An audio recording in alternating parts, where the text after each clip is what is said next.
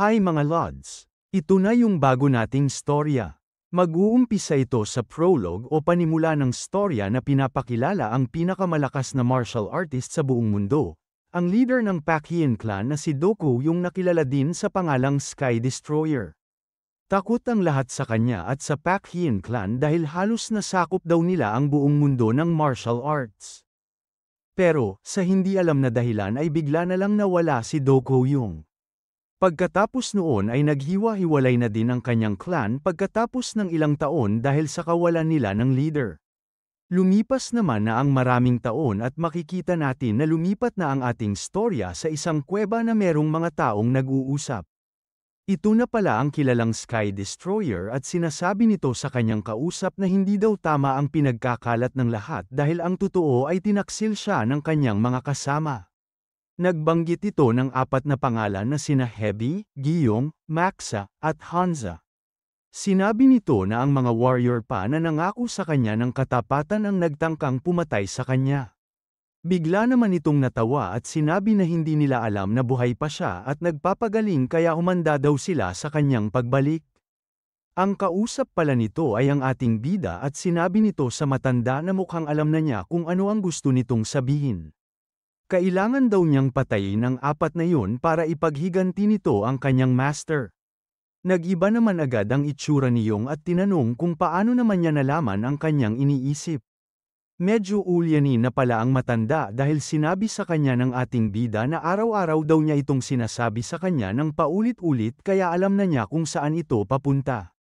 Hindi naman na ito pinansin ni Yong dahil alam na rin siguro niya na nasabi na niya ito kaya iniba na lang niya ang usapan at tinanong kung ano ang plano ng lalaki pagkatapos niyang magawa ang revenge. Sinabi naman agad nito ang matagal na niyang pangarap na magbukas ng isang dumpling restaurant para makakain ng libreng dumpling araw-araw. Unti-unti namang nilabas ni Yong ang kanyang espada kaya binago agad ng ating bida ang kanyang sagot at sinabi na itatayo ulit niya ang Pacquiao clan at sasakupin na ng tuluyan ang buong mundo. Natuwa naman agad sa kanya ang kanyang master kaya sinabi nito na ganun talaga ang mindset ng estudyante ng Sky Destroyer. Bigla namang naging seryoso ang itsura ng dalawa dahil sinabi ng matanda na napasa na daw niya sa ating bida ang Pacquiao clan's 12 secret skills.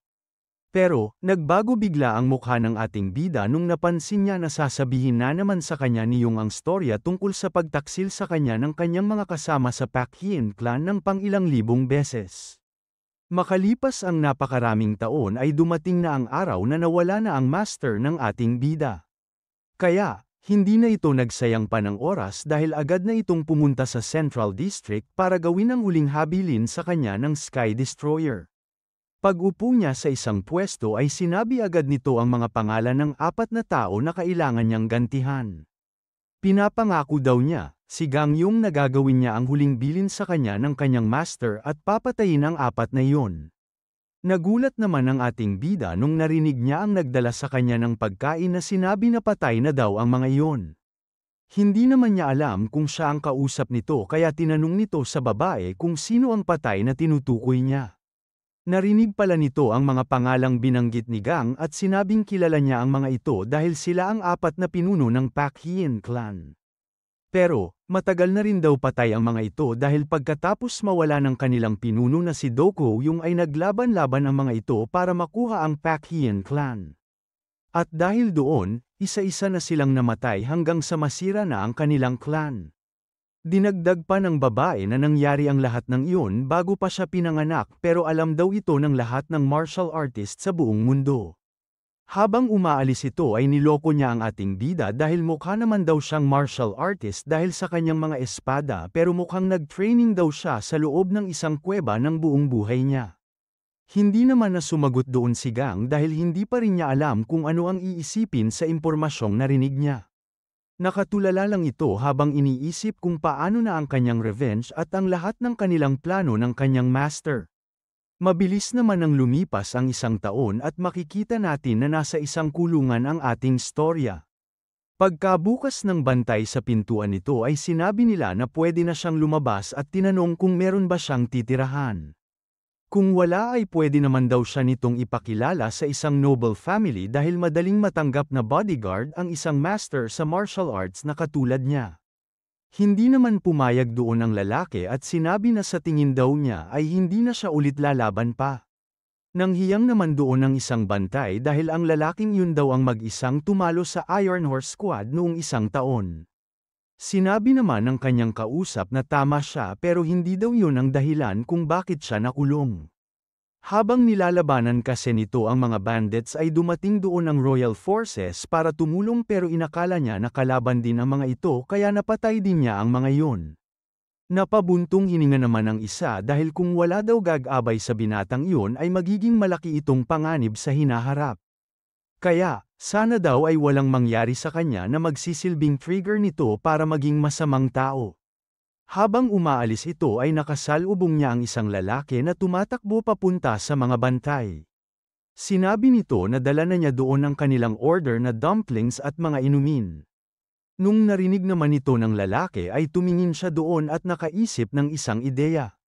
Sinundan nito ang footprints ng lalaki kanina kung saan ito nanggaling at nakita niya ang isang restaurant. Kaya pala niya ito ginawa ay natakam ito sa dala ng lalaki kanina dahil 1 taon din siyang hindi kumain ng masasarap na pagkain. Habang kumakain ito sa loob ng restaurant ay bigla na lang may pumasok na isang grupo na mukhang hindi gagawa ng maganda. Pagkaupo ng mga ito sa kanilang upuan ay sinalubong agad sila ng may-ari at tinanong kung ano ang gusto nilang kainin. Hindi naman agad sumagot ang isa sa kanila at inutos muna na dalhan sila ng maiinom na tubig. Sa kabilang lamesa, makikita natin na tumayo na ang isang babae dahil tapos na silang kumain ng kanyang mga bantay.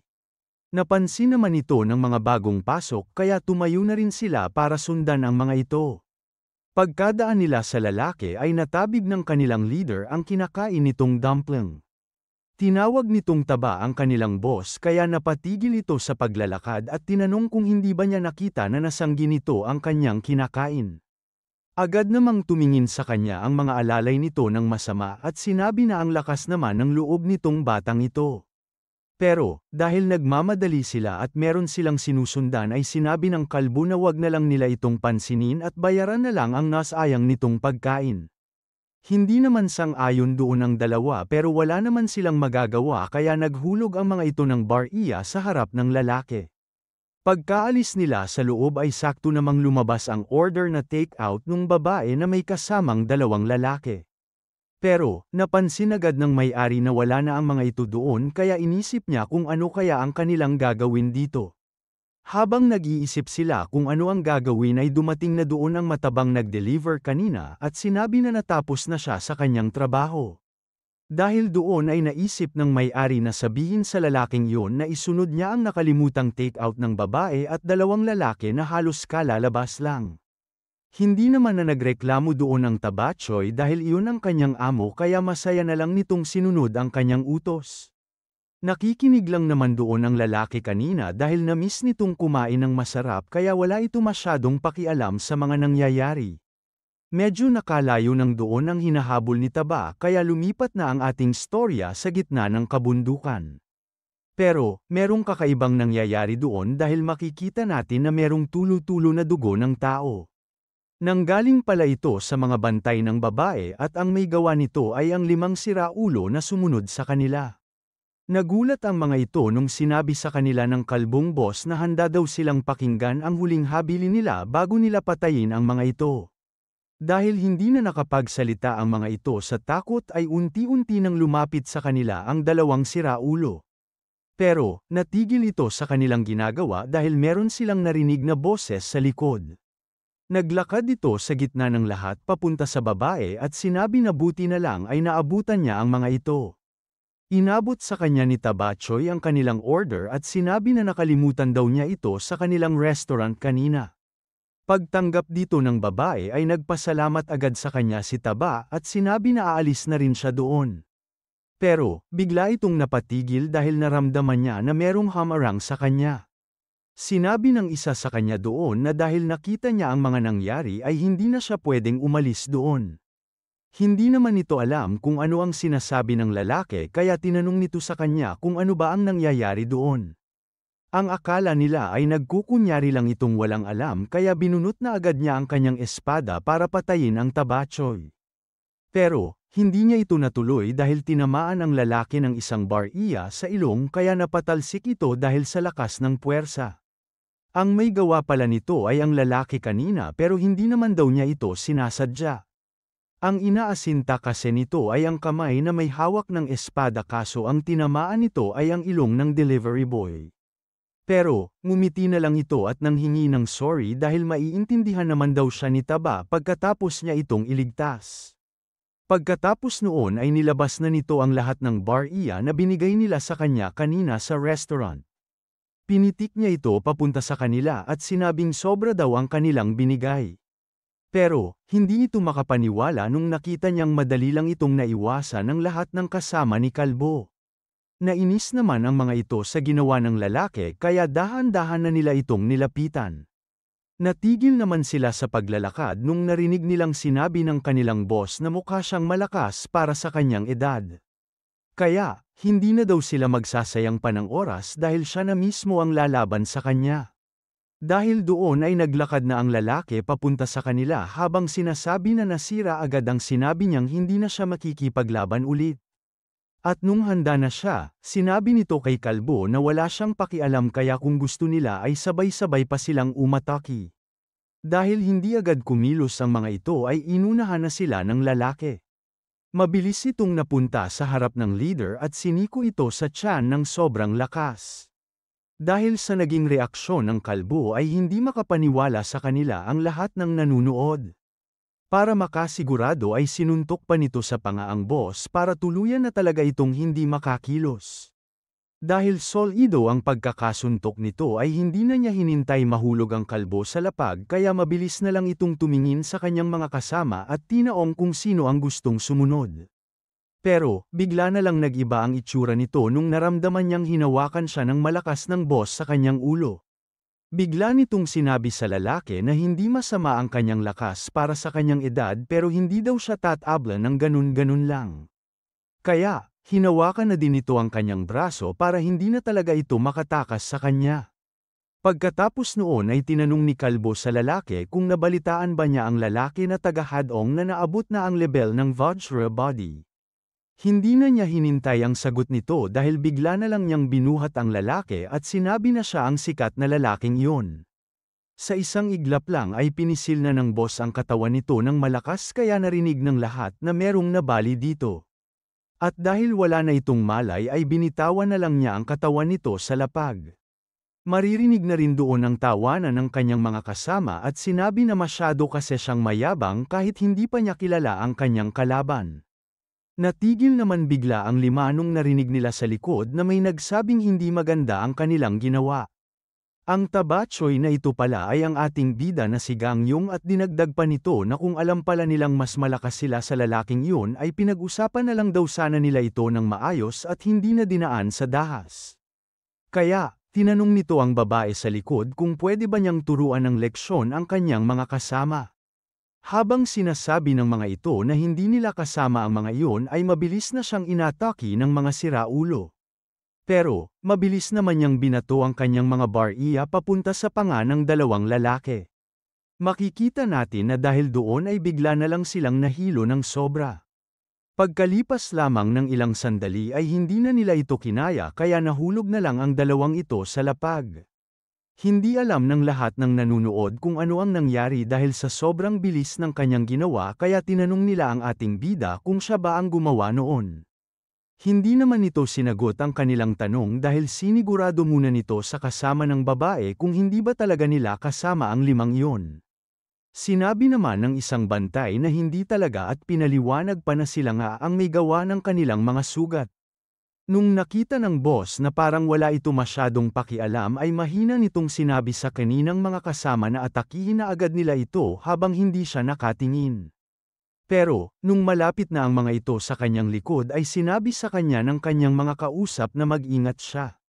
Nawala naman agad doon si Gang dahil tumalon ito ng mabilis papunta sa taas. Paglabas nito sa likod ng dalawa ay sinabi nito na sila ang naunang umatake. Kaya, hinawakan na nito ang kanilang mga ulo at pinaguntog ng malakas sa isa't isa. Nagulat naman ito dahil bigla na lang napunta sa kanyang likod ang boss at sinakal siya sa kanyang mukha at sinabi na wala na siyang takas ngayon. Tumawa ito ng malakas at sinabi na pipisilin daw siya nito ng sobrang higpit hanggang sa madurong ang buong katawan niya. Hindi naman makapaniwala ang kalbo nung unti-unting nagbukas ang kanyang kamay dahil sa ating bida. Nung nagkaroon na siya ng konting espasyo ay mabilis na nitong siniko ang tiyan ng kalbo. Dahil sa lakas ng puwersa ay napahawak ito sa kanyang tiyan at napasandal sa may malaking bato. Hindi naman ito makapagsalita ng maayos dahil hindi daw siya makahinga sa ginawa sa kanya ng tabatsoy. Pumorma naman ng kakaiba si Gang at sinabi na narinig daw niya kanina na meron itong Vajra body. Kaya, sinabi nito na tignan na lang daw nila kung kakayanin ng kanyang katawan ang Pakhian Anti-Devil Blast. Pagkasabi niya doon ay nanlaki na lang bigla ang mga mata ng babae dahil sa pangalan ng ginamit niyang teknik. Dahil sa lakas ng ginawa ng ating bida ay makikita natin na nagkaroon ng malaking crack ang sinasandalan ng kalbo. Makalipas lamang ang ilan pang sandali ay bigla na lang tumunog ng malakas sa lugar na iyon dahil unti-unti nang gumuguho ang malaking pader. Sa isang iglap lang ay nahulog na ang lahat ng ito at nadaganan na ang 5 siraulo. Hindi naman nakapagsalita ang tatlo sa kanyang likod dahil hindi nila inaasahang ganun pala kalakas ang nag-deliver sa kanila ng pagkain. Lumingon naman agad sa kanila si Gang at sinabi na hindi mamamatay ang kalbo dahil sa kanyang Vajra body. Habang nagbubulungan ang dalawang bantay ay lumapit naman ang ating bida sa lalaki kanina.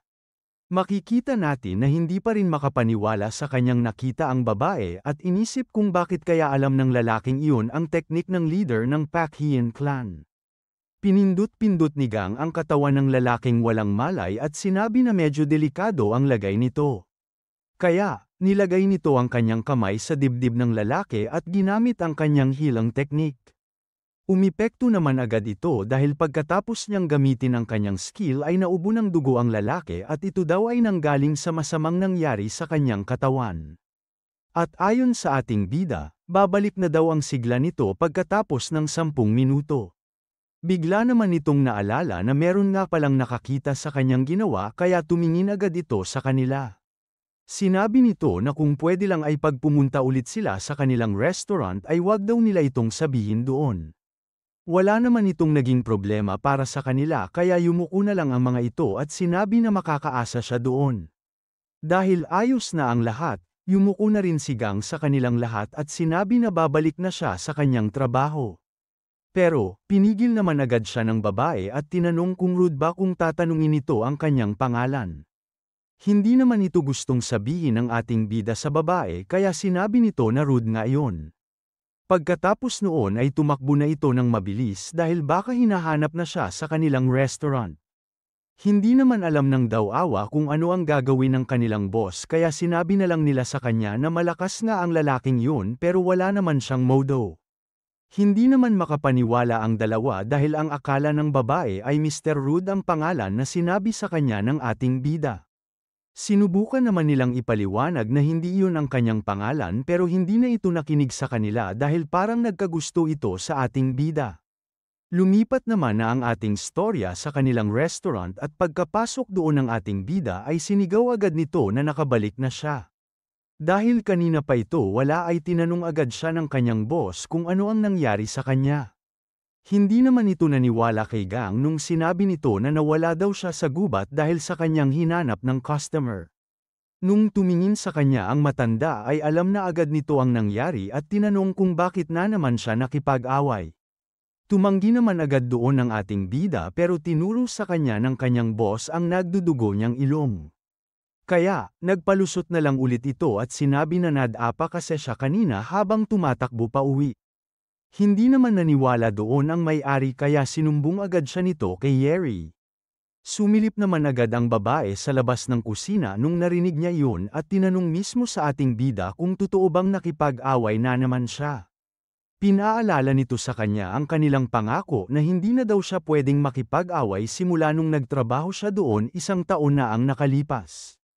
Nanlaki naman agad ang mga mata nito nung nakita niya na merong dugo ang ilong ni Gang. Kaya, sinabi nito na pumasok siya doon sa loob para magamot agad nila iyon.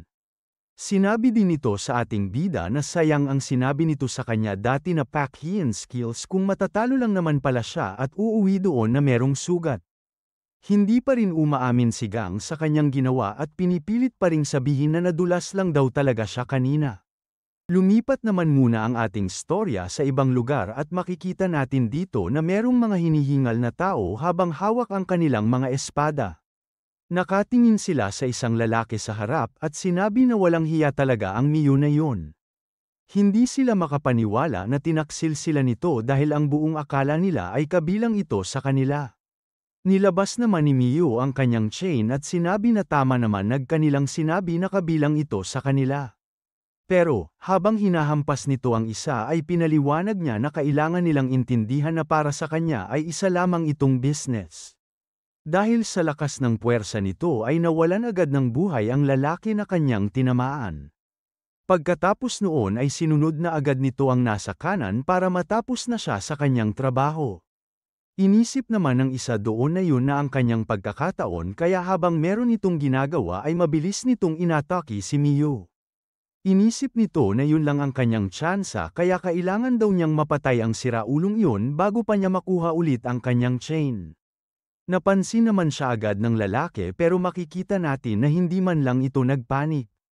Dahil, naglabas ito ng kakaibang bagay sa kanyang bibig at hinay pa nito papunta sa lalaking sumusugod sa kanya. Tinamaan naman agad ito sa kanyang mata kaya hindi na nito naprotektahan ang kanyang sarili. At dahil doon ay madali na lang siyang napatay ni Miyu para matapos na ang binigay sa kanyang trabaho. Sinasabi dito na ang assassin na si Miyu ay laging tinatapos ng perpekto ang kanyang trabaho kahit na ano pa ang mangyari. Hindi lang daw siya kilala sa kanyang skills dahil kaya siya kinukuha ng mga tao ay dahil sa pagiging walang puso nito at hinihiwalay ang personal na buhay sa kanyang business. Basta tama daw ang bayad ay kahit ang kanyang pamilya at mga kaibigan ay kayang-kaya niyang patayin. Lumipat naman agad sa ibang customer si Miyu at pinakita sa kanya nito ang litrato ni Song Cho-hang.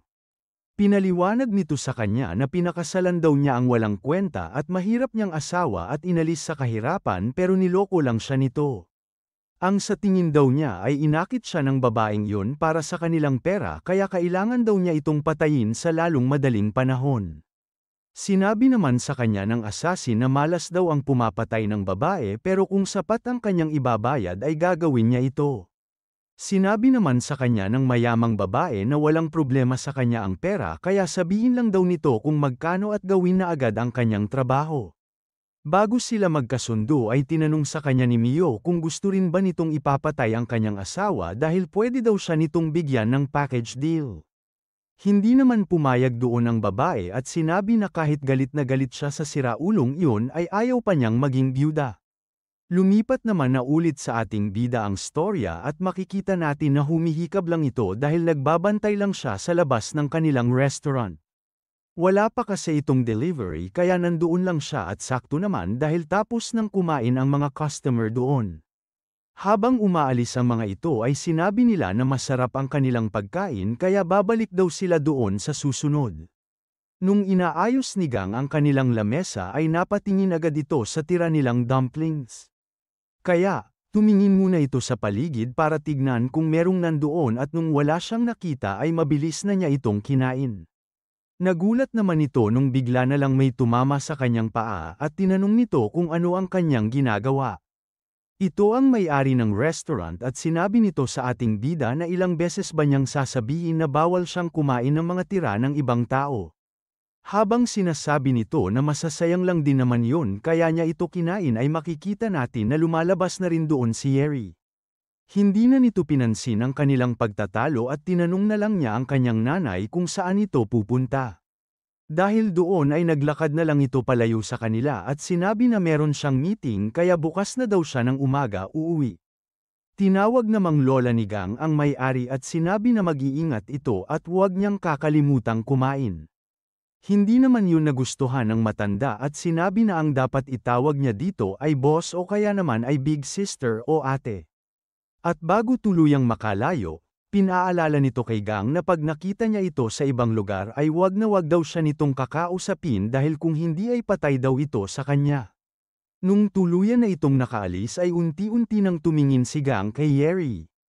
Nung nakita nito na masama ang tingin sa kanya ng babae ay sinubukan nitong umalis na lang bigla pero sinabi sa kanya nito na hindi naman talaga maganda ang kanyang ginawa. Kaya, kung nagugutom pa rin daw siya ay pwede siyang pumunta sa kusina para mabigyan siya nito ng pagkain dahil wala naman daw ang kanyang nanay. Natigil naman ang kanilang pag-uusap nung napansin ng ating bida na merong dumating na mga kalapati. May nakasabit sa paa ng mga ibon kaya napansin nila na mukhang marami ang order sa tanghaling yun. Habang tinitignan ni Yeri ang mga order ay niloko nito si Gang at sinabi na dahil sa dami nito ay mukhang hindi siya matitirhan ng pagkain. Hindi naman makapaniwala doon ang ating bida kaya tinanong nito kung seryoso ba si Yeri pero habang pumapasok ay sinabi lang nito na hindi niya alam. Lumipat naman agad ang ating storya sa ibang lugar dahil doon nakalagay ang address ng delivery ni Gang. Mabilis nitong nagawa ang kanyang trabaho kaya binigyan siya ng tip na dumpling ng kanilang customer. Habang masaya itong naglalakad pabalik sa kanilang restaurant ay kinain na agad nito ang kanyang pagkain. Pero, napatigil ito sa pagmuya nung nakita nito ang kanyang boss na naglalakad ng may kasama. Kaya, mabilis itong nagtago sa gilid dahil naalala nito ang sinabi sa kanya kanina ng matanda. Pero, dahil hindi nito kilala ang lalaking kasama ng kanyang boss ay inisip ng ating bida na sundan muna ito sandali. Ang sandali ay naging ilang oras at pagdating ng gabi ay makikita natin na dumiretso na sila sa isang restaurant na nakalutang ng dagat. Sa loob nito ay makikita natin ang babaeng nagngangalang Song Chohang na sinasabihan ng kanyang kasama na napakaganda daw talaga niya. At dahil isang araw lang sa isang linggo nagkikita ang dalawa ay sinabi ng lalaki na hindi na naman niya alam ang gagawin sa susunod na 6 na araw nang hindi siya nakikita. Nung sinabi sa kanya ni Song na nang babala pa ito ay sinigaw niya sa lahat ng nandoon na totoo ang kanyang sinasabi. Buong buhay daw niyang pinagsilbihan ang kanyang asawa at ang pamilya nito pero iba daw talaga ang nararamdaman niya pag siya ang kanyang kasama. Kaya, hinawakan nito ang kamay ng babae at sinabi na kung papayag siya ay pwede na lang silang magsama sa malayong lugar. Nagmakaawa naman agad ang lalaki nung tinanong sa kanya ni Song na hindi ba pwede na maging magkaibigan na lang sila. Makikita naman natin na nakikinig sa kanila ang assassin na si Mio dahil ang babaeng yun nga pala ang kanyang target. Hindi naman na ito makapaghintay patayin ang kanyang target dahil hindi na daw siya natutuwa sa kanilang usapan. Gagawin na sana nito ang kanyang plano pero nung nakita niya ang babae ay sinabi nito na hindi na niya kakailanganin dito ang kanyang chain. Kaya, nilabas na lang nito ang kanyang dart at nilagyan na lang ito ng matinding lason. Pero, bago pa niya ito mahipan papunta sa babae ay bigla na lang may kumuha nito sa kanyang bunganga. Iyon pala ay ang ating bida at pagkakuha nito sa dart ay inamoy niya agad ito. Nung nakumpirma nito na meron nga yung lason ay nilapag na niya ito sa kanyang lamesa at sinabi na tama nga ang kanyang hinala. Kanina pa nito nararamdaman ang kanyang bloodlust kaya tinanong nito kung isa ba siyang assassin. Dahil sa lakas ng kanyang boses ay narinig siya ni Song sa likod at ang babaeng yun pala ay ang kanyang boss sa kanilang restaurant na naka-makeup lamang. Dahil sa nangyaring yun ay mabilis nang dumistansya sa ating bida ang assassin. Inisip ni Mio kung sino kaya ang lalaking yun at bakit naramdaman na lang niya ang presensya nito nung malapit na ito sa kanya. Habang wala pang nangyayari ay binulong na muna ni Gang sa kanyang boss na mukhang siya ang target ng assassin kaya tinanong nito kung gusto ba nitong tumakbo o gusto nitong bugbugin niya ito para sa kanya. Hindi pa rin ito masaya dahil nilabag ni Gang ang inutos nito sa kanya kanina kaya sinabi lang nito na lumayo na lang siya sa kanya. Dahil doon ay kusa na lang umatras ang kanyang katawan palayo sa babae nang dahil sa takot. Ginamit naman itong pagkakataon ni Mio dahil habang hindi ito nakatingin sa kanya ay mabilis na nitong binato sa ating bida ang kanyang chain. Pero, hindi naman ito gumana dahil nakita ito agad ni Gang at mabilis lang itong sinipa palayo sa kanyang direksyon. Dahil doon ay nasira ang maliit na parte ng restaurant at napansin na din ng iba na merong nag-aaway.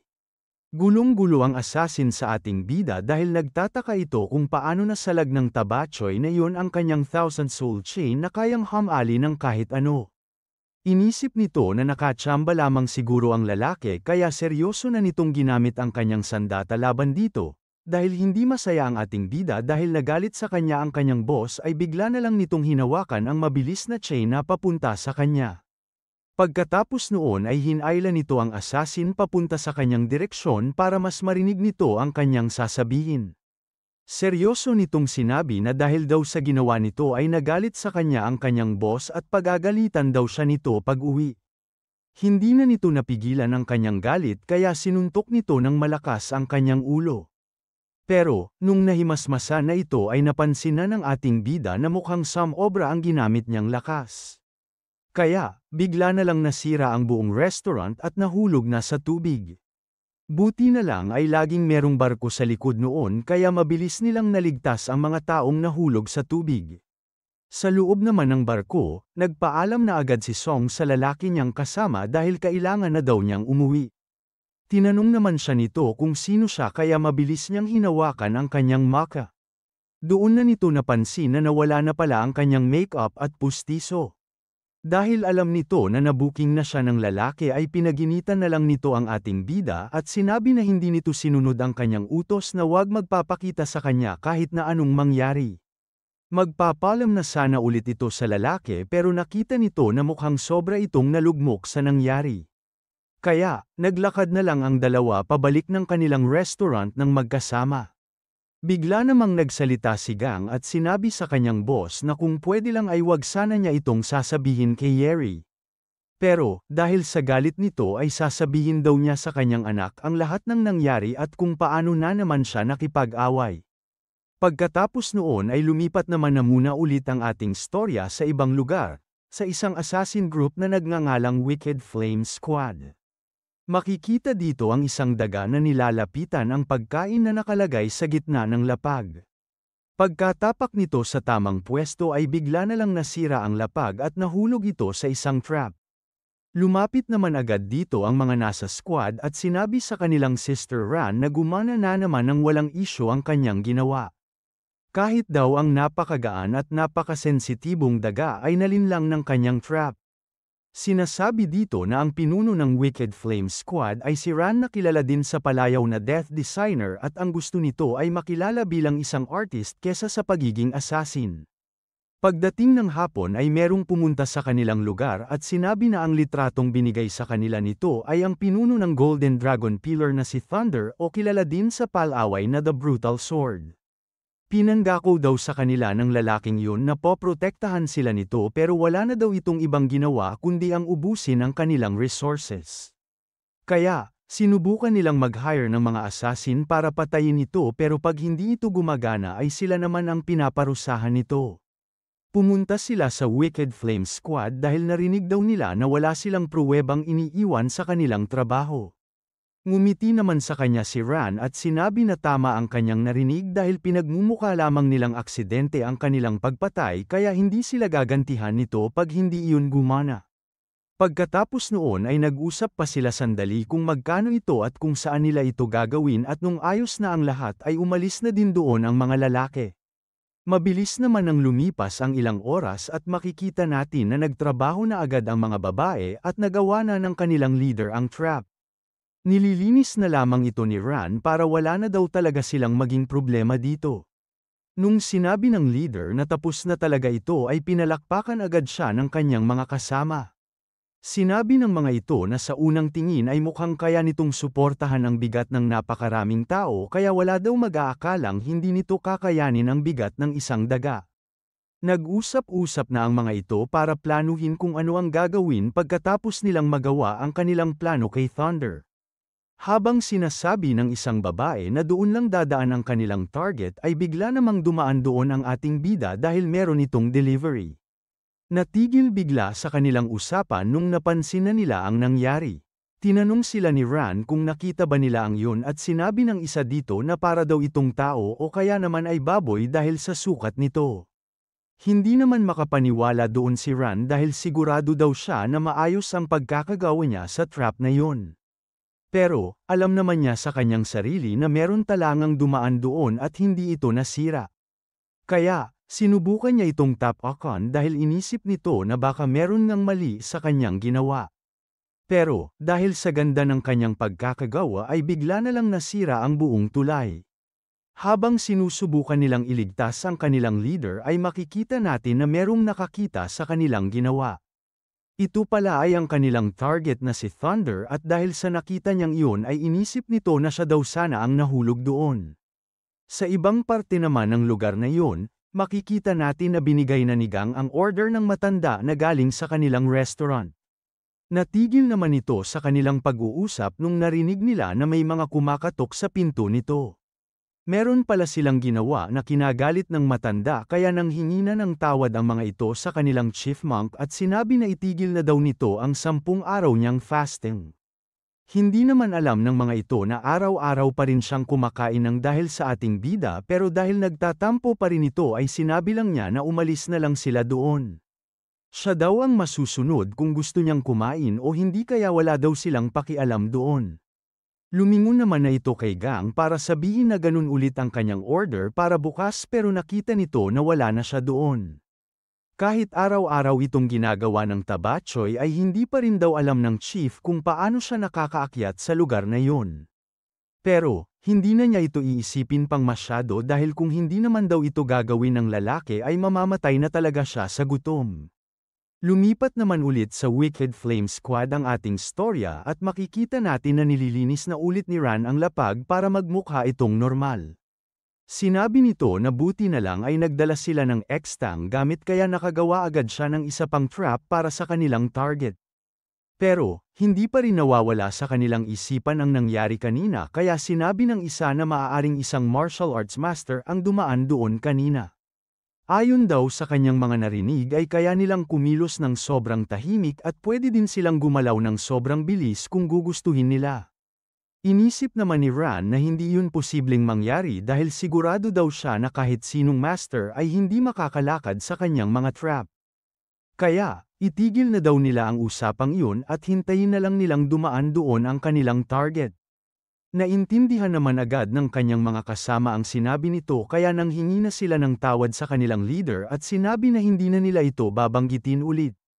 Pero, pagkatapos nila itong sabihin ay nakita nilang lahat na napadaan na naman sa taas ng kanilang trap ang ating bida. Kaya, sumigaw agad ng malakas si Ran sa direksyon ni Gang at sinabi na tumigil ito sa kanyang pagtakbo. Narinig naman ito ng ating bida kaya mabilis itong tumigil at tinanong sa babae kung siya ba ang kinakausap nito.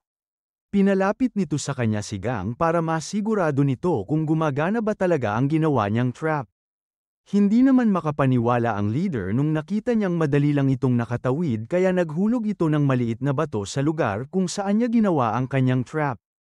Nagulat naman silang dalawa nung bigla na lang lumabas ang napakalaking bakal na paputol sana sa katawan ng kahit na sinong tatapak doon. Kaya, hinawakan agad ni Ran ang damit ng ating bida at tinanong kung sino ba talaga siya. Sinabi nito na siya din daw siguro ang tumawid sa kanyang trap kanina kaya hindi pa rin tuloy nila nagagawa ang kanilang assassination. Natigil naman sa pagsigaw ang babae nung narinig nito ang malalim na boses na nanggaling sa likod. Ang lalaking yun pala ay si Thunder at sinabi nito na nakita daw niya kanina ang grupong yun nung bumagsak ang dadaanan niyang tulay. Doon na nito naisip na ang mga patibong na yun pala ay ginagawa ng mga ito para sa kanya. Bago pa ito magsalita ulit ay sinabi na ng leader sa kanyang mga kasama na tumakbo na sila ng mabilis at tumakas. Pero, bigla naman nilang naramdaman ang presensya ni Thunder at sinabi pa nitong hindi daw sila nito patatekasan.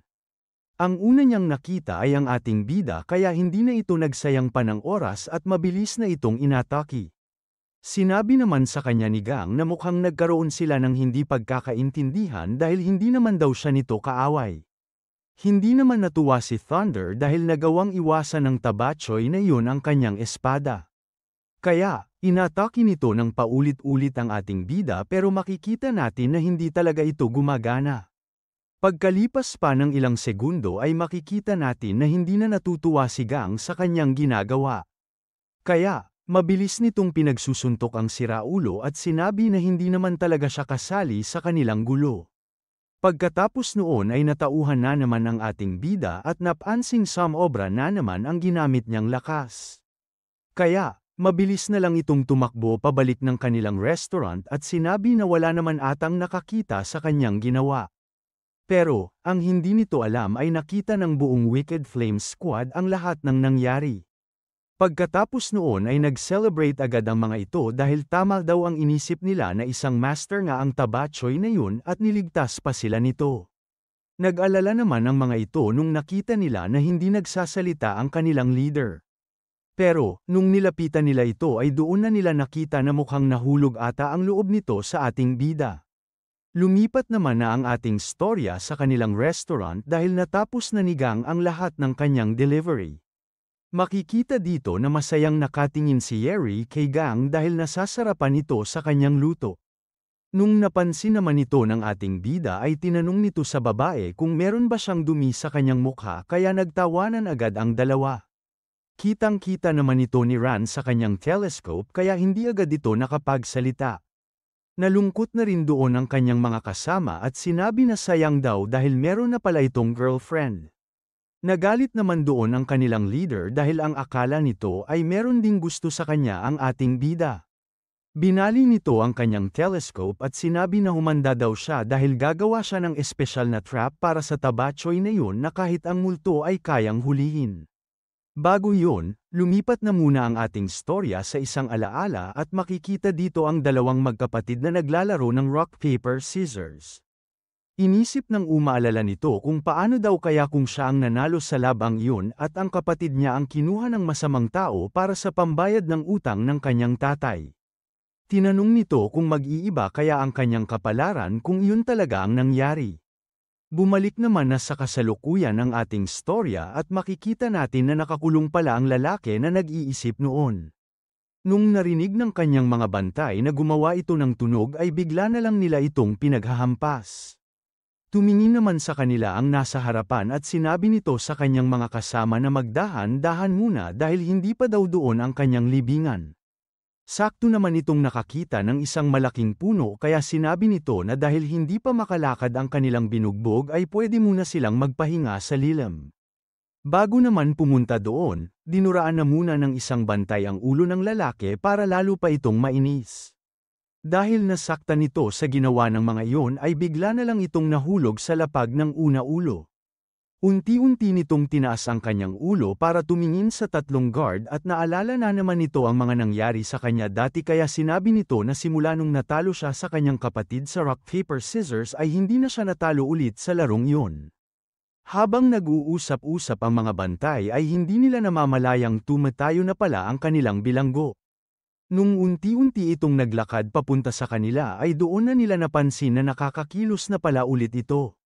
Nagulat naman ang mga ito nung bigla na lang siyang nagsalita at sinabi na gusto niyang maglaro ng rock paper scissors. At kung may makatalo daw sa kanya ng kahit isang beses ay papakawalan niya doon ang mga ito ng ligtas. Dahan-dahan namang tumayo ang isang bantay para patahimikin agad nito ang nababaliw na lalaki. Sisiguraduhin daw nito na hindi na siya makakapagsalita ulit hanggang sa dumating na sila sa kanyang libingan. Pero, natigil naman ito nung napansin niya na bigla na lang may bakal na pumulupot sa kanyang mukha. Nung nahila ito pataas ng puno ay napatingin agad doon ang dalawa niyang kasama at doon na nila nakita ang napakaraming tao.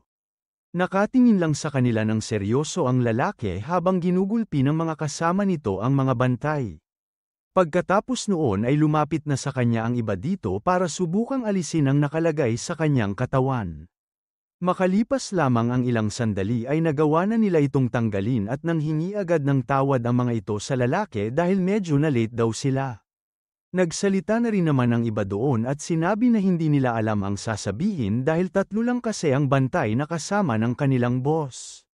Mukhang hindi daw siguro nila kilala kung sino ang kanilang kasama at kung gaano ito kadelikado. Kinuha naman na nila ang pangatlo at ang natitirang buhay na bantay at niluhod ito sa harap ng lalaki. Wala namang nagsalita sa dalawa dahil nagtinginan muna ang mga ito ng masama. Nagulat naman ang bantay nung nakita nito na bigla na lang ngumiti ng malaki ang lalaking nasa harap niya. Nilapit nito ang kanyang mukha sa guard at nakakalokong sinabi na dahil hindi siya sumagot agad kanina ay wala na tuloy ang kanyang mga kasama. Pero, pwede pa rin naman daw silang maglaro ng rock paper scissors at pag nanalo daw siya ay pakakawalan na siya nito ngayon din. Kahit hindi nito alam kung nagsasabi ba talaga ng totoo ang lalaking iyon ay naglaro pa rin sila dahil wala naman na siyang magagawa sa kanyang sitwasyon. Makalipas lamang ang ilang sandali ay pinakita na doon na tinatapo na nila ang katawan ng tatlo dahil hindi rin nanalo sa laro ang huling bantay. Habang umaalis na ang mga ito sa lugar na iyon ay sinigurado nila na malinis ang kanilang ginawa para hindi sila masundan ng mga hunting dogs. Sinabi dito na ang pangalan ng kanilang grupo ay White Skull Squad. Kilala sila bilang isang assassin squad at ang alam ng lahat ay ang grupong iyon ay isa sa mga pinaka-brutal at malupit sa lugar na iyon. Habang naglalakbay na ang mga ito pabalik sa kanila ay kumalat agad ang balita na nahuli ang kanilang leader na si Wang sa isang maliit na town. Pero, natigil din agad ang lahat ng ito nung kumalat na rin na madali lang nila itong nag-awan ng paraan at napatay ang tatlong guard na nakahuli dito. Pagkabalik nila sa kanilang lugar ay nagsasaya na ang lahat at naririnig na ang malalakas na tawanan. Kinikwento sa kanila ni Wang na pinainom daw siya ng pinaiman ng mga iyon hanggang sa malasing at pagkagising niya ay nakatali na daw siya. Lumapit naman sa kanya ang isang lalaki at sinabi na delikado daw ang kanyang ginawa kaya mas okay na daw talaga na meron siyang kasama kapag umaalis. Dinagdag pa nito na dahil sa nangyaring yun ay hindi na daw talaga siya tulad ng dati. Hindi daw niya inaakalang malalasing lang basta-basta at mahuhuli ang tanyag na Yamas Beast. Kung dati lang daw siguro yun ay nakatakas na daw siya bago pa lang sila makarating doon. Hindi naman na masyadong natutuwa si Wang sa mga sinasabi nito kaya nilapag niya ang kanyang alak sa lamesa at tinawag ang kanyang vice leader. Seryoso nitong tinanong ang lalaki kung ilang taon na nga ba siya nagtatrabaho para sa kanya. Inisip naman nitong mabuti ang una nilang pagkikita at sinabi na mga 4 na taon na daw. Sinabi naman sa kanya ng leader na kaya daw siguro niya sinasabi ang mga iyon ay gusto niyang maging susunod na leader ng kanilang squad. Ngumiti naman bigla ang lalaki at sinabi na wala pa daw iyon sa kanyang isip. Nawala naman ang saya sa mukha nito nung sinabi sa kanya ni Wang na kung gusto niya ay pwede silang maglaro ng rock paper scissors at pag siya daw ang nanalo ay siya na ang magiging leader. Natahimik naman agad ang lahat ng nandoon dahil alam na nila kung ano ang ibig sabihin nito. Ngumiti na ng kakaiba ang kanilang leader at sinabi nito sa kanyang kausap na meron siyang partida dahil namamaga pa daw ang kanyang mga kamay dahil sa pagkakatali nito ng ilang araw. Kabado namang ngumiti sa kanya ang vice leader at sinabi na pwede na niyang itigil ang hindi magandang birong iyon. Nagkatinginan ang kanilang mga mata kaya inisip ng lalaki na seryoso ito at mali daw talaga ang mga sinabi nito sa kanilang leader kanina. Kaya, sinubukan agad nitong kinan ang kanyang espada para protektahan ang kanyang sarili. Pero, hindi nito alam ang nangyayari dahil wala sa kanyang likod ang kanyang sandata. Mabilis na pala itong nakuha ni Wang at sinabi nito sa vice leader na maganda pala ang kanyang espada. Tatanungin pa lang sana nito ang kanyang boss kung paano niya ito nakuha ay makikita natin na nahiwa na niya ito ng sobrang bilis. Dahil sa nangyari ay nawala na agad ang pagdududa ng mga tao sa kanilang leader dahil sa mga sinabi ng kanilang vice. Bago ito magsalita ulit ay uminom na muna ito ng kanyang alak habang nakatingin sa kanilang lahat. Nagulat ang mga ito nung tinanong sa kanila ni Wang kung nakita na ba nila ang pinapahanap niyang lalaki. Sumagot naman agad ang mga ito at sinabi na namamalagi daw ito malapit sa Yellow Dragon Mountain at nagpapagaling doon. Dinagdag pa nila na nagpapanggap din daw itong descendant ng isang noble family habang nagpapagaling sa isang sakit. Nagalit naman doon ang kanilang leader dahil ninakaw na nga daw ng lalaking iyon ang kanyang mga gold at ginagamit pa niya ito para mamuhay ng marangya. Dahil sa galit ay hindi na nito napigil ang masira ang baso na kanyang hawak. Bigla naman itong nagpatawa at sinabi na ayaw na rin naman niyang uminom kaya kung may gusto daw doon ay pwede silang maglaro ng rock paper scissors. Simple lang ang rules dahil kung sino daw ang manalo ay sila na ang magiging vice leader ng kanilang grupo. Lumipat naman na ang ating storya sa restaurant na pinagtatrabahuhan ng ating bida at makikita dito na merong naglalaro ng rock paper scissors doon. Natalo na naman ang isang lalaki doon at sinabi nito sa kanyang kalaro na hindi daw talaga siya manalo dito kahit na ano ang gawin niya. Habang nagbabayad ang kanyang kasama sa may-ari ay mayabang nitong sinabi na normal lang daw talaga yon dahil malayo daw kasi ang agwat ng kanilang martial arts skill.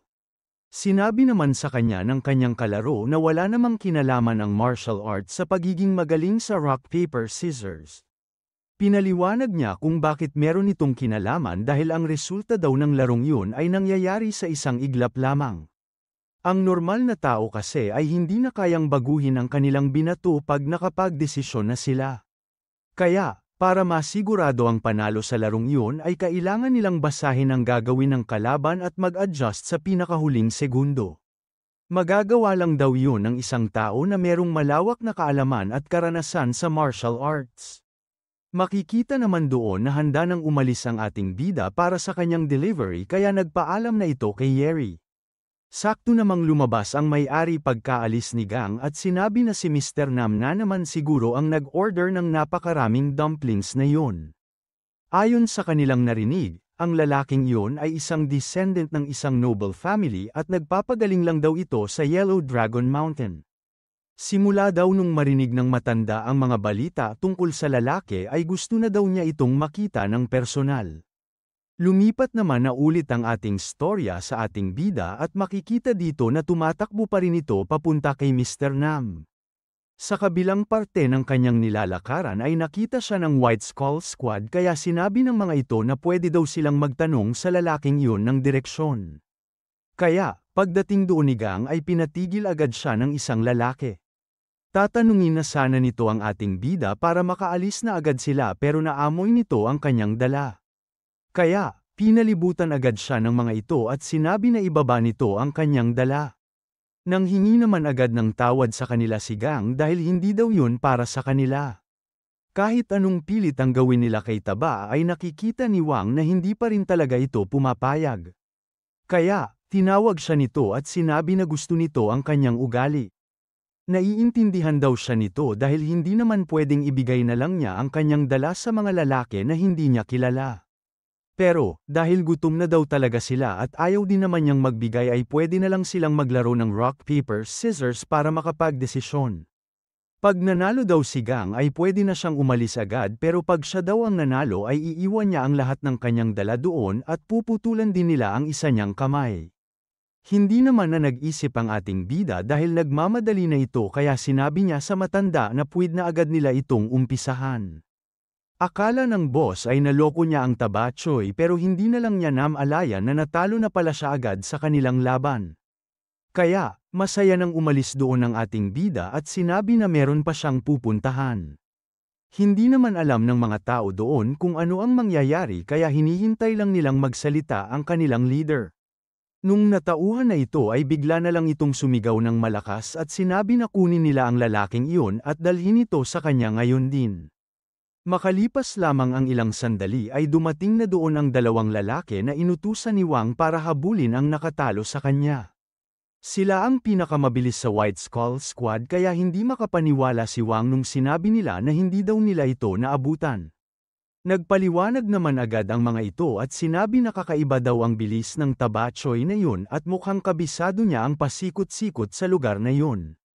Hindi naman agad nagsalita ang kanilang boss pero nakita nila na hindi ito natuwa sa kanilang sinabi.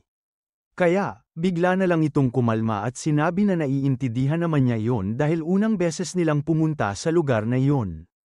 Iniba naman na nito ang kanilang usapan at tinanong sa dalawa kung ano daw ang masasabi nila sa laro nila ng mataba kanina. Hindi naman alam ng dalawa kung ano ang sasabihin kaya sasabihin sana ng mga ito na nakatsamba lamang ang kanyang kalaban. Pero, bago pa nila ito masabi ay inamin sa kanila ni Wang na natalo daw talaga siya ng delivery boy.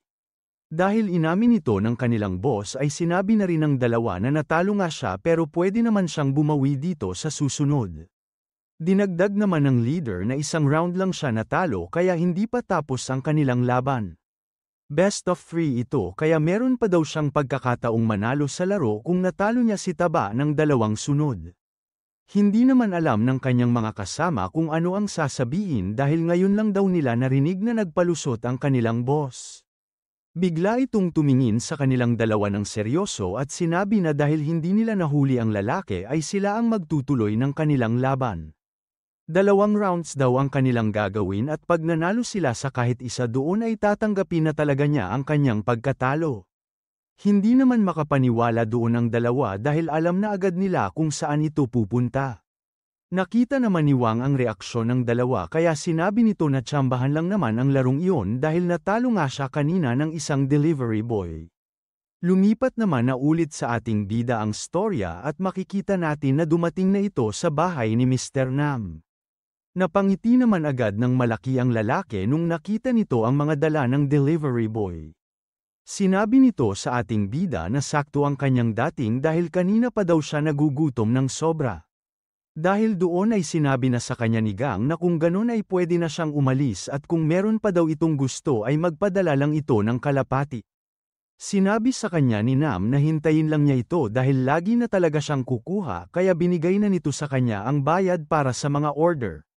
Nag-abot pa ito ng sobra para sa kanyang tip at sinabi na kung ayos lang ay ibigay niya ang iba sa temple ng Yellow Dragon bilang isang donasyon.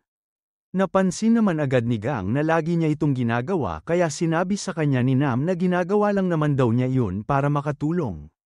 Bigla naman itong naalala na meron pa pala itong kailangang ibigay sa lalaki kaya kinuha niya ito sa kanyang bulsa. Pero, napatigil agad ito dahil bigla na lang niyang napansin na meron ng mga espada na nakatutok sa kanyang leeg. Sinabi ng isa dito sa ating bida na dahan-dahan niyang alisin ang kamay niya doon kung ayaw niyang matanggal ang kanyang ulo. Pinigil naman agad ni Nam ang kanyang mga guard at sinabi na kilala naman nila ang delivery man na iyon kaya itigil na nila ito ngayon din. Nung wala na ang mga ito doon ay nilabas na ni Gang ang kanyang dala. Ito daw ay isang wild ginseng na pampabilis ng recovery para sa kanyang sakit na pinapabigay ni Mr. Huang. Bago naman niya ito tanggapin ay nanghingi na muna siya ng tawad sa ating bida dahil sa nangyari. Habang naglalakad ito papalapit sa lalaki ay sinabi nito na naiintindihan naman niya na ginagawa lang nila ang kanilang trabaho. Pagkakuha ni Nam sa ginseng ay napansin nito na sobrang rare nito pero hindi daw niya maalala na tinulungan nito ang isang Mr. Huang. Pinaliwanag naman sa kanya ni Gang na natulungan niya ang lalaking yon dahil sa lagi nitong pagbigay ng pera sa temple. Dinagdag pa nito na hindi lang niya alam pero napakadami na daw natulungan ng pera na lagi niyang binibigay. Hindi naman makapaniwala si Nam nung sinabi yun sa kanya ng ating bida dahil sa masama niyang nakaraan. Pagkatapos nilang mag-usap pa ng sandali ay nagpaalam na ang dalawa sa isa't isa dahil kakain na daw si Nam at meron pang pupuntahan si Gang. Pagkaalis nito ay kinain na agad ng lalaki ang bigay sa kanyang ginseng ni Mr. Huang. Pero, hindi ito kinaya ng kanyang konsensya kaya nabitawan niya ito. Doon na nito inisip na sobra na ang ginagawa niya sa lugar na yun kaya kailangan na ulit niyang lumipat sa mas malayong lugar. Pagkatapos ng ilang oras ay makikita natin na dumating na din sa wakas si Gang sa kanilang restaurant kaya tinanong agad siya ng kanyang boss kung bakit ngayon lang siya. Pinaliwanag naman nito sa matanda na meron kasi siyang mga nakasalubong at dumaan pa siya sa temple para magbigay ng donasyon. Hindi naman na nagtanong pa ng iba si Miss Song at sinabi na lang na meron pa siyang ibang mga orders kaya umalis na daw siya agad doon. Dahil masipag si Gang ay hindi na ito nagreklamo at umalis na lang agad para mag-deliver. Lumipat naman ulit ang ating storya kay Wang at iniisip pa rin itong mabuti kung ano ang nangyari sa kanya. Dahan-dahan daw niyang nakita ang gitnang daliri at hintutulo ng ating bida na bumubukas habang nakatiklop ang middle finger nito at hinlalaki. Kaya, kahit paano daw niya ito isipin ay scissors talaga dapat ang kanyang gagamitin. Pero, hindi daw talaga nito alam kung paano niya yun ginawa at kung paano naging papel ang ginamit nito. Pumasok naman bigla sa kanyang isip na maaari sigurong isang martial arts master ang Tabachoy na yun. Pero, hindi naman daw yun maaari dahil ganun ang itsura ng kanyang katawan. Nawala naman na ito sa kanyang iniisip nung tinawag siya ng kanyang kasama at sinabi na natignan na nila ang buong lugar. Nandoon na pala sila sa bahay ni Mr. Nam at makikita dito na napatay na nila ang lahat ng mga guard na nandoon. Lumapit na si Wang sa harap ng lalaki at makikita natin na tinignan muna niya ito ng masama. Bago ito makapagsalita ay nilapitan muna siya ng kanyang mga kasama at sinabi na nakita na nila ang ninakaw nitong mga ginto. Pero, kalahati na lang ang laman nito dahil mukhang nagastos na daw niya ito sa pagpapagawa ng bahay na iyon at sa kanyang mga guard. Tinawanan naman ni Wang ang dating niyang kasamahan sa squad na si Hepyo at sinabi na sinayang nito ang kanyang ginto. Hindi naman siya nito pinansin kaya tinawag na nito ng seryoso ang lalaki. Tinanong siya nito kung nag-iensayo pa rin ba siya hanggang ngayon ng rock, paper, scissors. Naaalala kasi nito na siya daw ang dati niyang vice leader at ang pinakamagaling sa larong yun sa lahat ng kanilang mga kasama. Kahit hindi niya ito alam ay ilang beses na daw siya nitong muntik matalo. Kaya, pag nanalo daw siya sa kanya ngayon ay pagbibigyan nito ang kahit na anong hiling niya. Natawa naman ng malakas si Hepyo at sinabi na hindi pa rin daw talaga nagbabago ang dati niyang boss. Pero, hindi na daw niya ito gagawin dahil kahit hindi siya maniwala ay nagbago na talaga siya. Meron na daw siyang mga totoong kaibigan na nag-aalala para sa kanya sa lugar na iyon kaya hindi na niya kailangan ang mga ito. Kung gusto nito na patayin siya o pahirapan ay gawin na daw niya ito agad dahil hindi daw niya pagbibigyan ang isang lalaki na adik sa pambatang laro. Hindi naman natuwa doon si Wang kaya galit na galit nitong sinabi na isara na niya ang kanyang kamay at maghanda sa laro. Lumipat naman na ulit ang ating storya sa ating bida dahil natapos na nito ang lahat ng kanyang delivery sa araw na iyon. Nagulat ito nung nakita niya ang mga town guard sa harap ng kanilang restaurant kaya pumasok agad ito doon. Nag-aalala nitong tinanong ang dalawang babae sa loob kung ano ang nangyari nung wala siya doon. Sinabi ng may-ari na may umatake daw na grupo sa bahay ni Mr. Nam at pinatay ang lahat ng nandoon at sinunog ang buong lugar. Naging seryoso naman agad ang reaksyon ng ating bida dahil maganda ang relasyon ng kanilang restaurant sa lalaking yun at mukha naman daw itong mabait. Dinagdag pa ng matanda na ayon sa mga pulis ay ang gumawa daw noon ay ang kilalang White Skull Squad. Nung nakita naman ni Gang ang itsura ng wanted poster ay nanlaki ang mga mata nito dahil ang lalaking iyon ang nakasalubong niya kanina at nakalaro ng rock, paper, scissors. Kaya, inisip nito na kung may ginawa lang sana siya doon ay napigilan daw sana nito ang pangyayaring iyon. Nung malapit ng maggabi ay napansin ng may-ari ng restaurant na wala doon ang ating bida. Kaya, tinanong nito sa kanyang anak na si Yeri kung bakit bigla na lang itong nawala doon.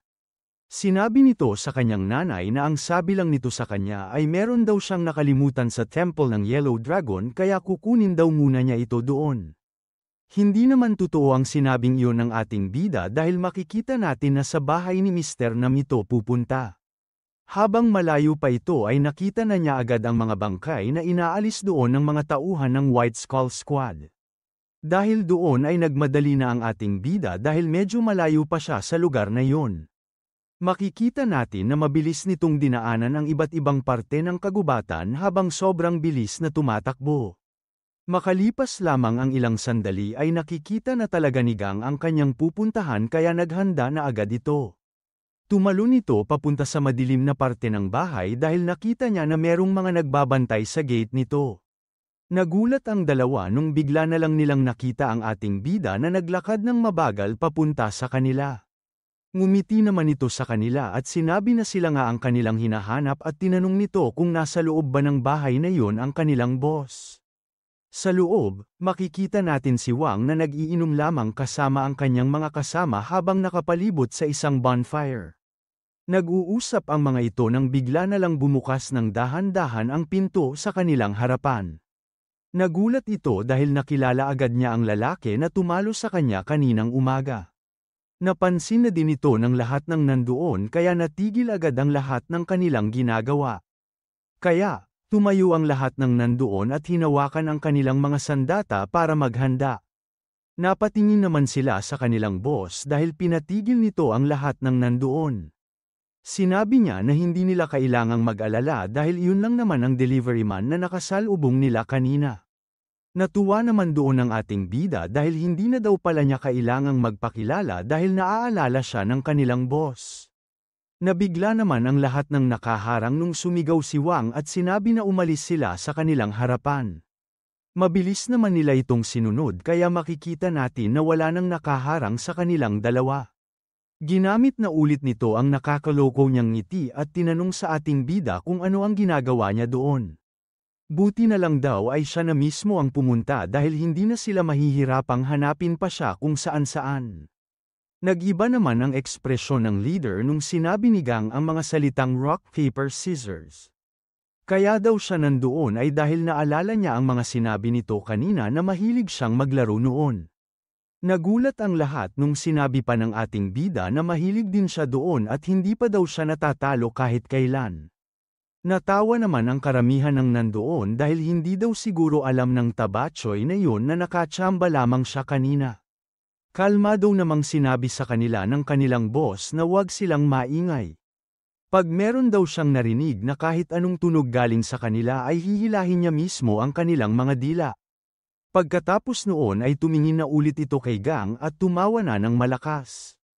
Napansin kasi nito na hindi nagsisinungaling ang ating bida kaya sinabi niya na hindi talaga tsamba ang pagkakapanalo nito kanina. Kaya daw siguro siya nandoon ay parehas sila ng naramdaman dahil masyadong maganda ang kanilang naging laban at gusto nitong ulitin yun. Naintindihan naman ni Gang nung sinabi sa kanya ng leader na best of 3 ang kanilang laro at ang panalo niya kanina ay 1 point na. Dinagdag pa niya na unahan daw ito sa 2 kaya pag nakadalawang sunod daw siya ay siya na ang mananalo. Nagulat naman si Wang nung bigla na lang nagsalita ang ating bida at sinabi na pag nanalo daw siya ay kailangan nitong isuko ang kanyang sarili sa mga pulis. At pag natalo naman daw siya, bibigyan nito ng tsansa ang leader na kalabanin siya sa isang 1v1. Pinaliwanag nito na martial arts lang kasi ang alam niya kaya yun lang ang kaya nitong ibigay sa kanya pag natalo siya. Akala naman ng mga nandoon ay nagyayabang lang ang ating bida kaya makikita sa mukha ng mga ito ang galit. Pero naalala nila ang sinabi ng kanilang boss kanina kaya tinakpan agad nila ang kanilang mga bunganga at pinilit na lang nilang hindi magsalita. Hindi naman agad sumagot si Wang dahil napatingin muna ito sa paa ng ating bida. Hindi daw niya napansin at narinig na dahan-dahan na pala itong nakalapit sa kanyang harapan. Naalala din niya ang nangyari kaninang umaga nung una silang magkita na wala daw tunog ang kanyang mga hakbang habang tumatakbo palayo sa kanila. Doon na nito napagtanto na totoo nga ang sinasabi nito at mukhang may alam talaga ito pagdating sa martial arts. Kaya, pumayag na doon ang leader dahil gusto din naman niyang malaman kung gaano talaga kalakas ang tabachoy na yun. Habang nag-uunat ay tinanong na nito si Gang kung handa na ba siya.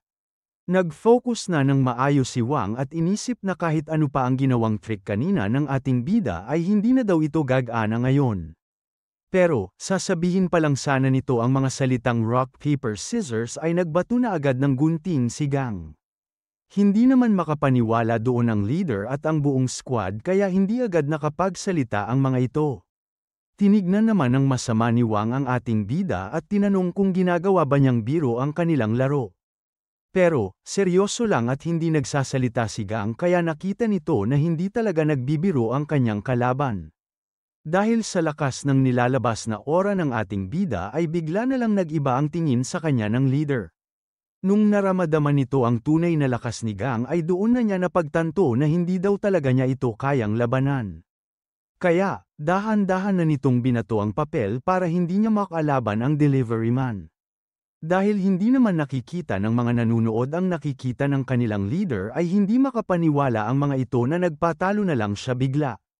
Kahit ito talaga ang plano ni Gang ay nagulat pa rin ito sa ginawa ng kanyang kalaban.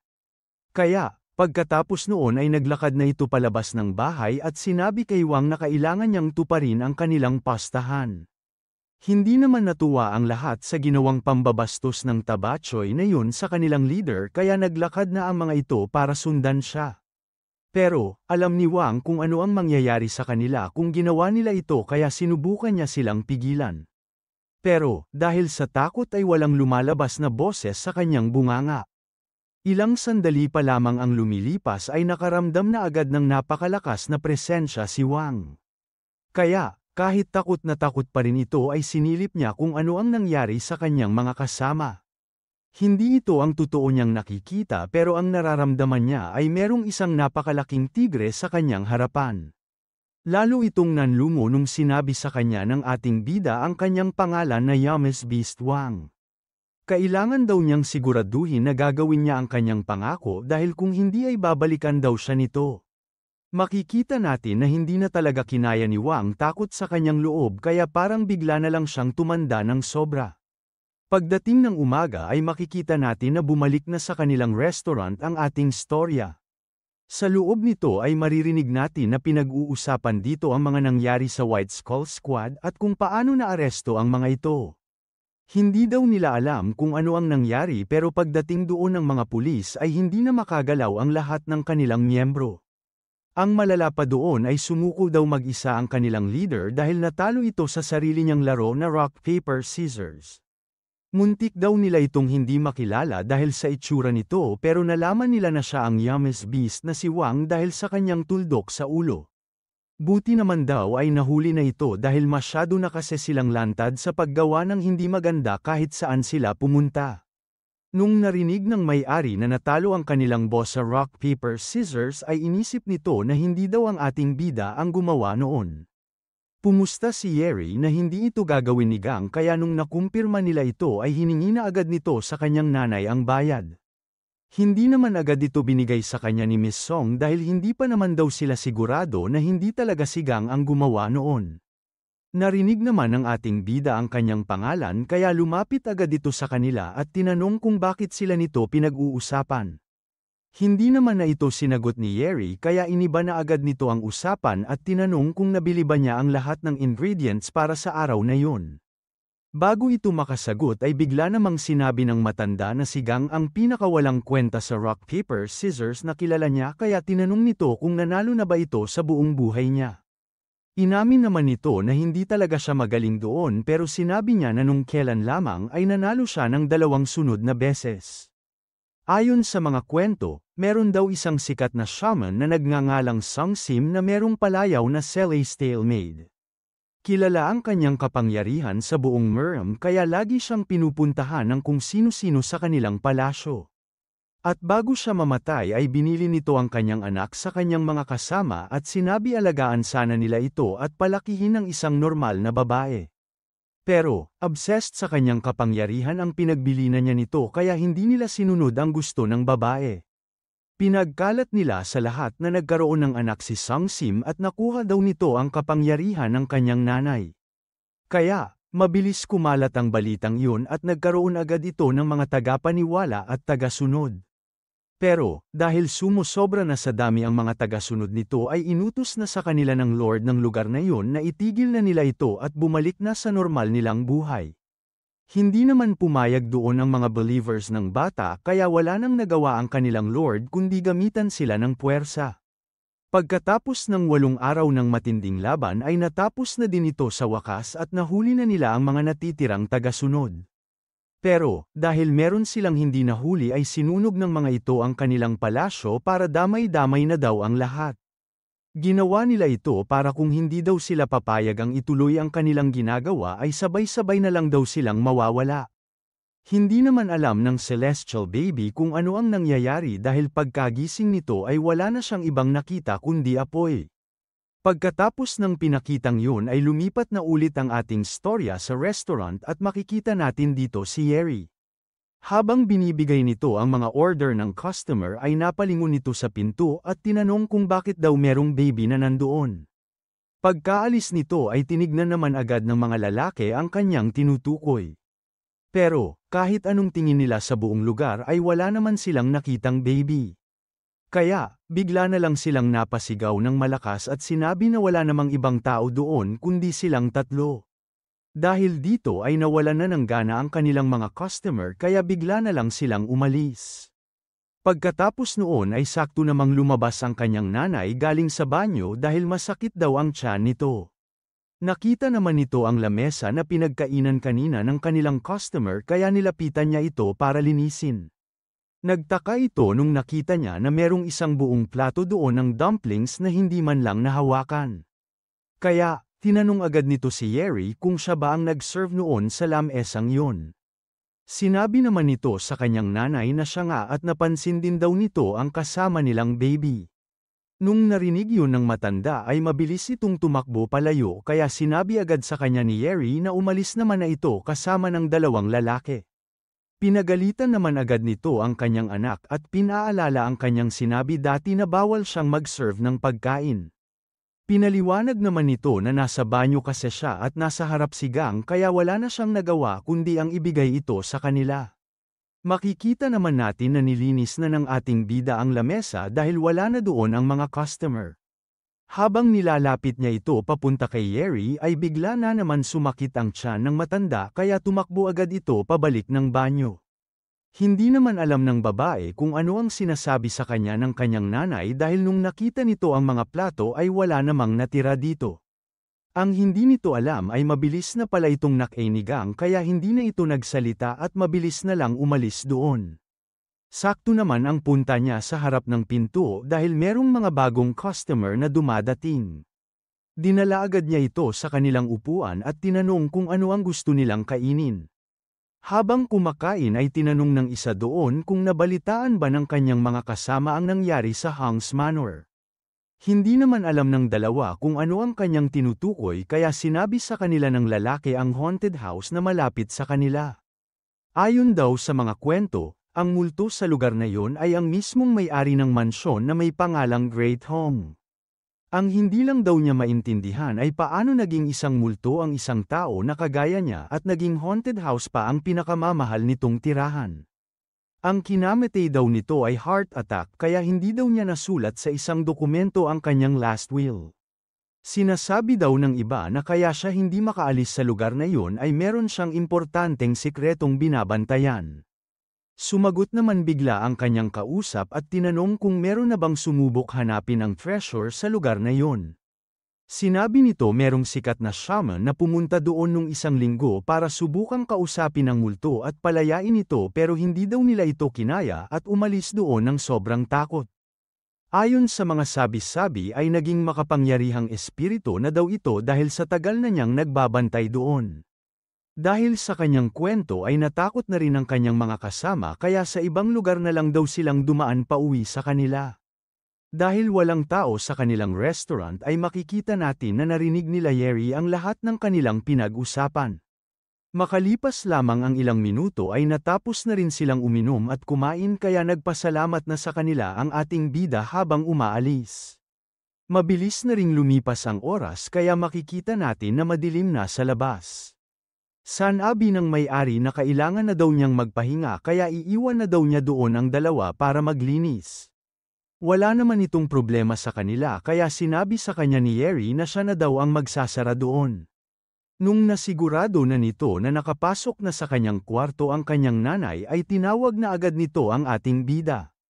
Pabulong nitong tinanong sa kanyang kung alam ba nito kung saan ang Hang's Manor. Sinabi nito na alam niya kung saan yun pero delikado daw ang daan papunta doon. Alam naman ni Yeri kung ano ang kahinaan nito kaya sinabi niya na pag sinamahan siya nito ay meron siyang libreng isang plato ng dumplings. Hindi naman na nagsayang pa ng oras ang ating bida dahil makikita natin na pinasan agad nito ang babae habang tumatakbo papuntang Hang's Manor. Pinaliwanag nito na lagi daw niya itong nadadaanan pag meron siyang delivery sa lugar na yun. Napasin din daw nito na kahit ang mga tao na malapit sa lugar na iyon ay umiikot pa ng daanan para lamang hindi dumaan sa haunted house. Meron naman iniisip ang babae kaya sinabi nito na pag tumahimik siya ay bibigyan pa siya nito ng isa pang plato. Dahil doon ay binilisan na lang nito ang takbo at hindi na nagsalita pa ulit. Pagdating sa isang lugar ay tinuro na agad ni Gang ang daan at sinabi na kailangan na daw nilang maglakad dahil sa kapal ng hamog. Hindi naman na nagreklamo pa si Yeri kaya nag-umpisa na agad silang maglaka. Makikita natin na bigla na lang may arrow na papunta sa kanila pero wala naman itong problema para sa ating bida kaya madali lang niya itong nakuha. Hindi naman makapaniwala ang gumawa noon nung nakita niya na hinawakan lang ng matabang lalaki ang ginawa niyang atake. Nakita na rin agad ni Gang kung nasaan ito nanggaling kaya sinabi nito sa kanya na delikado daw ang kanyang ginagawa. Kinakabahan naman itong ngumiti at nagpalusot na lang na akala daw niya ay mga hayop ang kanyang nakita. Hindi naman na ito binigyan pa ng pansin ng dalawa kaya binigay na lang sa kanya ni Gang ang kanyang arrow. Pagkatapos noon ay dumiretso na agad ang dalawa para makarating na agad sila sa kanilang pupuntahan. Dahil medyo nakonsensya ang lalaki sa kanyang ginawa ay pinatigil niya ang dalawa at sinabi na iyon ang daan papuntang haunted house. Pero, nagulat ang lalaki nung sinabi nila sa kanya na alam daw nila at doon talaga sila pupunta. Nung nakalayo na sila ng konti ay nagsalita na si Yeri at sinabi na simli lang naman ang mga multo. Hindi daw sila umaalis sa isang lugar dahil meron silang binabantayan at minsan daw ay kailangan lang nila ng makikinig sa kanila para umalis na sila doon at makalaya. Dahil maraming alam ang babae tungkol sa mga multo ay sinabi sa kanya ng ating bida na naiinggit daw ito sa kanya. Sana daw ay meron din siyang kapangyarihan para makakita at makausap ng mga multo. Ngumiti ito ng malaki at sinabi na kung kaya niya ito ay hahanapin niya ang kanyang master at kakausapin sa huling pagkakataon. Nagulat naman si Yeri sa sinabi ng kanyang kasama kaya hindi agad ito nakapagsalita. Pagkatapos noon ay meron na sana itong sasabihin kay Gang pero nagsalita na ulit ito. Wala na daw siguro sa mundo ang kanyang master dahil patay na rin naman ang mga tumaksil sa kanya. Nakita naman ni Yeri na mukhang okay lang si Gang kaya hindi na lang ito nagsalita hanggang sa makarating sila sa manor.